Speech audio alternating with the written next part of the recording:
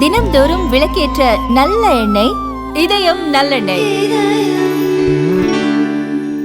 பெண்களுக்கு என்று பிரத்யேகமாக இயக்கப்படும் பிங்க் பேருந்துகளை இயக்குவதற்காக பெண்களுக்கு பயிற்சி அளிக்கப்படும் என்று பீகார் போக்குவரத்து துறை அமைச்சர் ஸ்ரவன்குமார் தெரிவித்துள்ளார். பாட்னாவில் நடந்த துறை ரீதியான ஆய்வுக் கூட்டத்தில் பேசிய ஸ்ரவன்குமார், பெண்களுக்காக இயக்கப்படும் பேருந்துகளை பெண்களே இயக்க வழிவகை செய்யும் நோக்கில் ஜீவிகா தீதி திட்டத்தின் கீழ் பெண்களுக்கு பயிற்சி அளிக்கப்பட உள்ளது.